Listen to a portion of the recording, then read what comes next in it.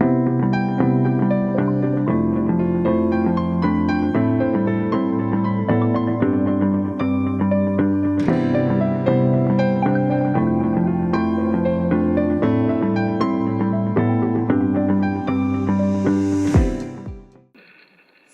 to have this beautiful discussion, this is going to be a discussion, okay? We are all going to listen keenly. I'll invite you to share your thoughts and ideas as well. It wouldn't just be the panelists sharing everything throughout. So the first person that I'll invite, we are having someone from the Ministry of Gender. That's Miss Victoria MFA. She's the Programs Officer, Gender Expert at the Ministry of Gender, Children and Social Protection, Ghana. Please, let's give them a round.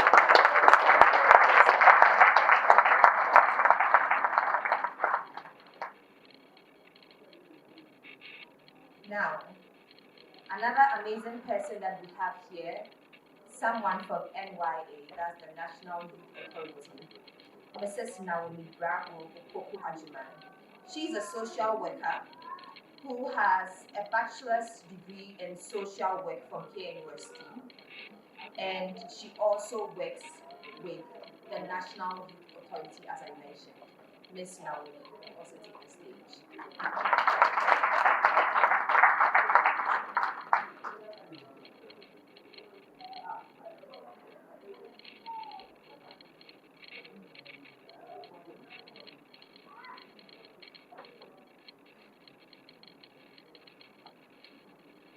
Thank you very much. So I'm sure we are wondering why there's a third seat. Our third panelist has stepped out briefly, but because of lack of time, we want to continue with the session, if you don't mind, with your permission. Thank you very much. Now, you might be wondering, why are we speaking on gender equality? This is a very, very, very crucial moment in our event. It's not just about listening, but we need to connect groups. We need to understand, as young people, there's a lot that we do. There's a lot of marginalization that is going on that we need to address. And this is why we believe that this is one of the very, very important sessions that we are having here today. So I'll move straight into the first question. I'm sure some of us don't really know what GESI is. So I'm going to have Ms. Naomi kindly let us know.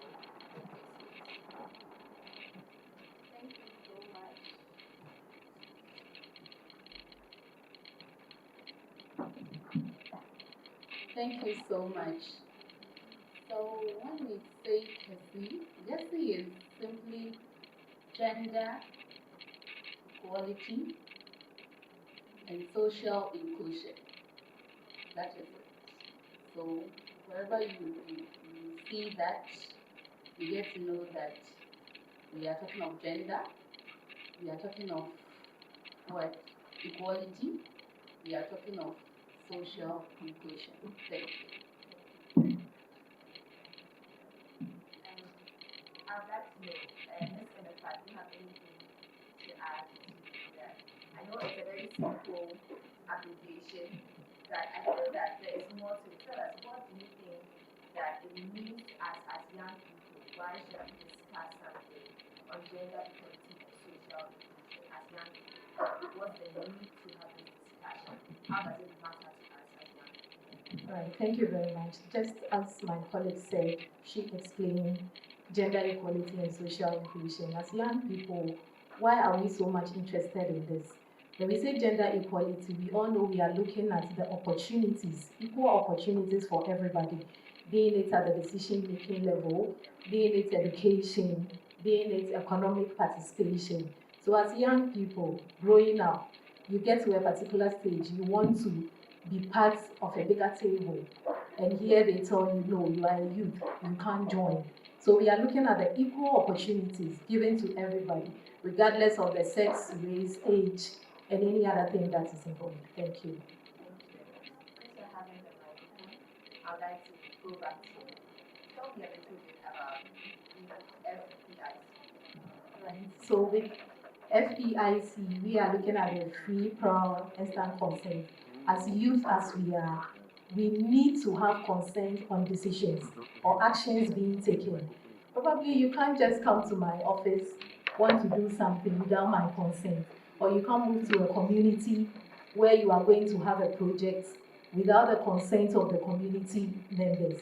So with the free prior instant consent, it's only talking about having people's consent about a particular project or activity you want to implement. Thank you.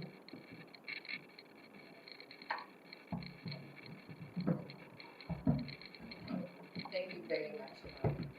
Yeah. So I believe that we understood that we can continue with our conversation. Great. So I'm moving to you, back to you. So you work a lot with young people, national authority. I'd like to find out what are some of the cultural norms that we have normalized here in our country, Ghana, that you believe has hindered or prevented or has caused some sort of friction with gender equality and social inclusion in Ghana? Thank you so much. So with this question, I know that most of us here are even privy to some of the things, because Ghana and Africa as a whole, we are seen as very patriarchal in nature, and that some of these gender norms that we are seeing kind of perpetuates some of the actions out there. So from the NYA point of view, we work in various communities around in Ghana, and you could see that in championing gender equality, because Ghana is patriarchal in nature, you we get to have face-to-face contact with some of these gender norms that kind of inhibits or serve as barriers to some of the engagements we want to or we wish to have in the community. You get to a particular community and it's like, here, when we talk of a breadwinner is seen as a man in quotes. Yes. And when you talk of household heads, they are seen as a man in quotes. But when we look down, you could see that when our young women too are given opportunities, because you may go to a community or you may go to a household or you may go to a family that you can see that we don't have men there, but we have women. And when generally you give equal opportunity to the men and the women, you could see that they can all do well. But because culturally we see our young men as they are seen as breadwinners or they are seen as households, it sometimes impedes some of the activities that we want to do in that community. So with this very one, I would say that more education has to be done so that we will get to know this is not a fight, this is not I know my rights, no, but it's about giving equal opportunity to both sexes, both young men and young women, for them to come out with whatever potential that they have in them. And with that, it will help us to do well in various activities that we want to champion in our communities. Thank you. Thank you very much. Thank you so much. I think that I was able to share. There was one story that really broke my heart, and I don't know.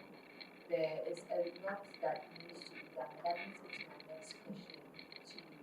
I'd like to find out what do you think that what policies, what advocacy things should we start looking at, especially as youth workers? What can we do to integrate gender equality and social inclusion?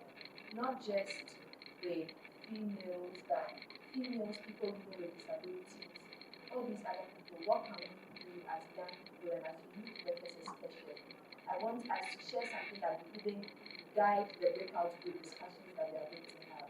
as to what we can do to truly help change the narrative and to truly see gender equality and social inclusion in our country and the world as a whole. All right, thank you very much. So, what I'll say as youth workers is sometimes there needs to be provision for capacity building for the youth workers, not the youth, but then the youth workers. By so doing, you are able to train them on what gender equality is and then the social inclusion and what they are supposed to look out for when we are talking about persons living with disability, their rights. We go for programs and you realize that there are no accessibility for persons with disability. Even how they will get from the gates to where the program is a challenge. Fine, some people feel there is lift, but in case there is light out, how do they move? Here we are, if we've invited persons with disability, particularly those who have hearing impairment, do we have any sign language interpreter to give to them? We usually omit that. We need to look at policies. Youth workers need to encourage policy makers. Luckily for the Ministry of Gender or Ghana as a whole, we've been able to pass the Affirmative Action Act and we have the National Gender Policy. Policies need to be implemented. You move to institutions. Institutions need to have gender policy. Every institution. By so doing, you'll be able to implement a lot of programs that will look out for the gender equality activities and then social inclusion as well. Fine, sometimes we realize funding is a problem to get the information even to the grassroots. Those are the rural areas. But partnership and collaboration is very important with governments, private entities, civil society organizations. You just leverage on the resources and then expertise of promoting gender equality. By so doing, we move as a country for youth workers. Thank you. Thank you very much. You mentioned that policies need to be implemented. I'd like to find out, with the Ministry of Gender, what are some of the things that are being done to help implement those policies? Or what things have been put in place to ensure that these policies are implemented? And what help is available for young people and youth workers that truly want to integrate gender equality and social inclusion in their day-to-day activities and in their organizations and things like that? Thank you very much. So with the Ministry of Gender, regardless of how we have our policies, we do sensitization and advocacy a lot on it. Like I rightly said, with the Affirmative Action Act, there will be some sensitization ongoing. We are calling about the Affirmative Action Act, but then people don't even know what it seeks to do. Neither are people able to know what the National Gender Policy is doing for the country. So sensitization and advocacy. In terms of youth groups, the Department of Gender under the Ministry of Gender, with financial support years back from UNFPA, we do have mentorship programs for the youth across the country. We bring them and then with their chaperones, where we mentor them about gender equality, their sexual and reproductive health rights, and a lot of things, entrepreneurship. So for the little I can say, this is what the ministry is doing. Thank you. Thank you very much. Back to you, Ms. Naomi. I'd like to find out, what is NYU doing to help integrate GESI in our normal youth work, in our normal youth activities? Thank you so much for this question. And I would want to start by saying that we shouldn't see gender belongs to some group of people somewhere. Gender is you and me, what we are doing. So we know gender is all about both sexes and how the environment is describing us, or what the environment is saying about us. So with the National Youth Authority, when you look at our National Youth Policy, the thematic, the safe thematic area, we look at the cross-cutting issues where we highlight much on gender discrimination and all that. So with this, we usually train our, our directors, our regional directors, our district directors on the need for gender equality and inclusion. And also with the youth groups that we have, whenever we are having training sessions, we have a portion for gender equality and social inclusion so that they will imbibe them in whichever activity that they do. You see, integrating GESI in whatever that you do is an intentional something. You just have to be intentional about it. Then you try as much as possible to have some affirmative measures and strategies in place to help you in your programming so that you'll be able to at least be fair to the young men and the young women out there. Thank you. Thank you very much. So I see that what runs through both is that both ministries or both organizations are mainly focusing on sensitization. Okay, thank you very much. I think that's something that we should all incorporate. Now, moving into the breakout groups, I think that what are some of the things you'd like us to consider? We are going to be having breakout sessions where young people, youth workers, are going to come up with actionable points and solutions. That's going to guide us for the next few years as to what we can do. I want you to give us certain points that these young people, all of us here, should consider in our various breakout groups concerning gender equality and social inclusion. All right, thank you very much. So moving out to the breakout groups, in some few seconds, the only thing I would say is inclusive decision making. As they move into their groups, decisions are going to be made. But as the decisions are being made, it should be inclusive. Everybody should be part of it, being able to age. And mostly when we talk about inclusive, we are looking at persons with disability. They shouldn't be left out. So inclusive decision making. Thank you. Thank you very much. Okay. So what I would want to share is that gender equality is not power struggle, and that we need to understand that gender equality is something that has come to help us, or enlightenment that has come to help us. And what I want to resonate with all of us here as we break out is that gender equality or gender parity is something that we really have to consider. And in it, we should look at the intersectionality and also, as my colleague rightly said, looking at people or persons with disability, including them at all levels. So gender parity is very important, and that it champions sustainable development.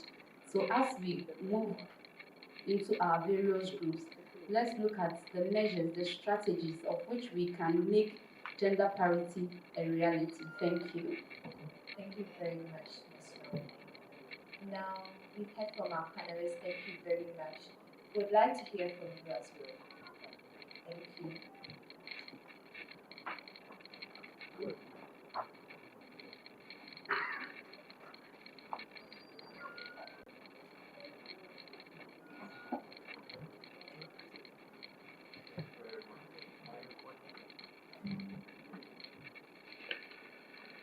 Thank you very much. My name is Cletus Asari, and I just want to add a few things to what you have said. The need for gender equality. See, when you take the national here in Ghana, take the HIV, the statistics for HIV, just take adolescent girls and adolescent boys. The figure for adolescent girls is a lot higher than that for adolescent boys. And that's because many children, many young people, adolescents, even in secondary schools, junior high schools and secondary schools, some of them have to have sex for survival. And I have done a lot of work on this. They have to, but boys don't have to.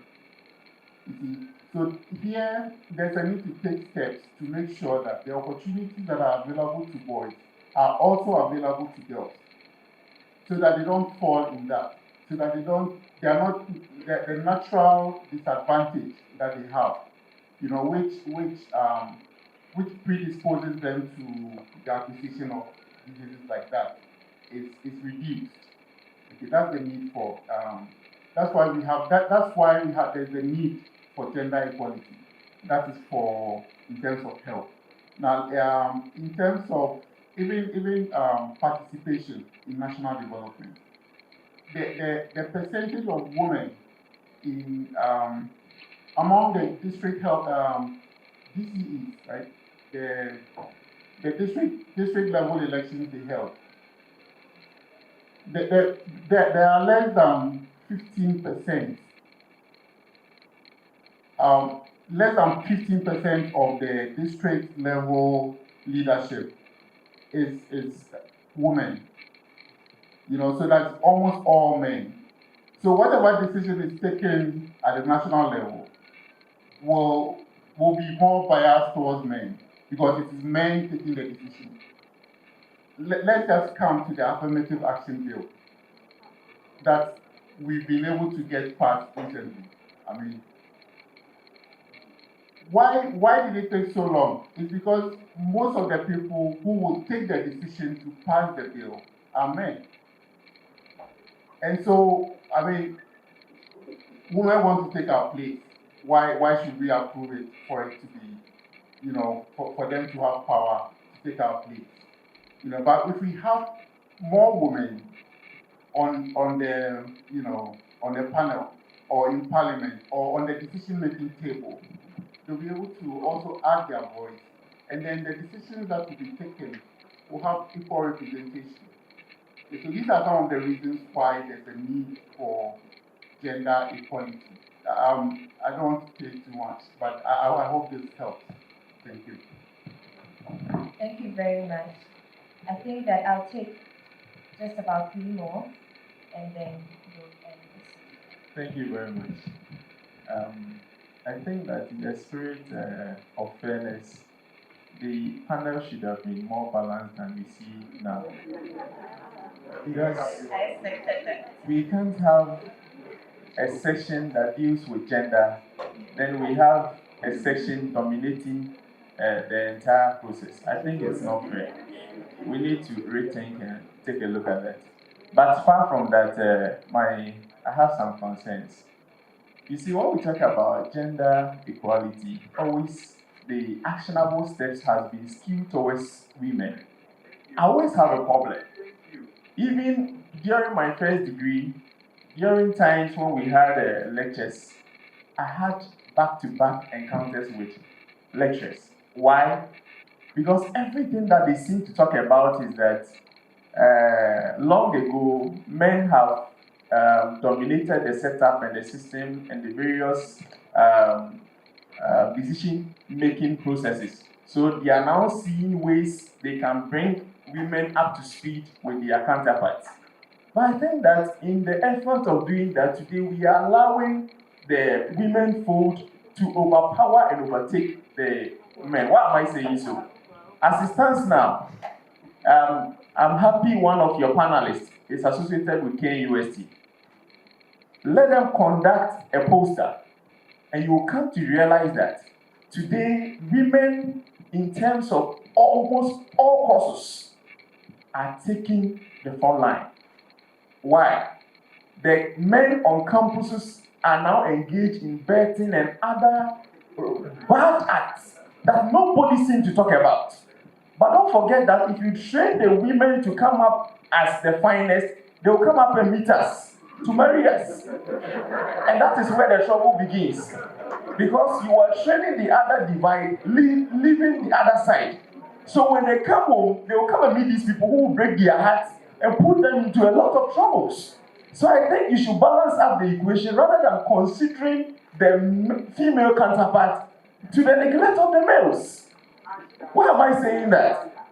Again, look at the number of men and young guys who are ending in prisons, going into abuse of drugs. drugs, and all these. These menaces are all mainly involved by men than women. But it looks like we are taking a look at all policies, donor support, everything seems to be centered on women, but to the neglect of men. So I think we should take a very good at that again. If not, there will be trouble. Thank you. Thank you very much. Thank you very much. I'll take two more questions. Yes, I think that, or two more questions and contributions. Our panelist wants to address him, so let's give Miss Naomi the chance to address that. I think she said something that I'd like to mention again. She made a statement, a very pronounced or profound statement. She said that gender equality is not power struggle. I want us to keep that at the back of our minds while we have these conversations. That gender equality is not power struggle. Thank you so much. And thank you so much for your submission. What I would want to say on this is that when gender, I wouldn't talk of the trajectory. That one will look more theoretical. I want to come down to our level. You see, it looks like that, like we are pushing the girls more than the boys because looking at history and where we have come from and where we have arrived and where we are going, it looked as if women were relegated for too long. That is why when gender and development came, the movement came and it was being championed, it looked as if we were looking more at the women. But gender in itself is not only women matter, it's both men and women. And I whenever I'm training people, I keep on saying that for us to be able to achieve gender equality, we need to use our men before we can even penetrate, because we live in that part of the world whereby you go to the man is the one who owns the resources, the man is the head. Like, I know you get what I mean. So we have to include them. Then we do it together. So gender equality is not about pushing the women. Now we have even tried, and as you were citing examples, you see women holding big positions. But when you go deep down, when we have deep down analysis of whatever that we are sharing, you will get to know that our men are still on top. Our men are still on top. And what we need to understand is that we are not trying to favor women.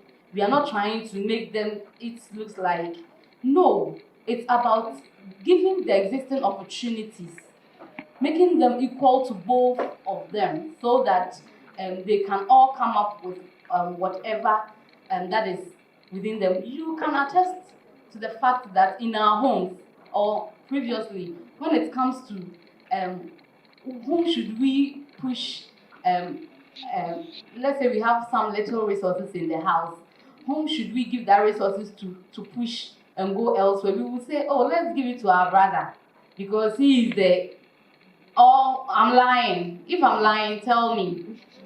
But because of this sensitization, we've gotten to know that when we also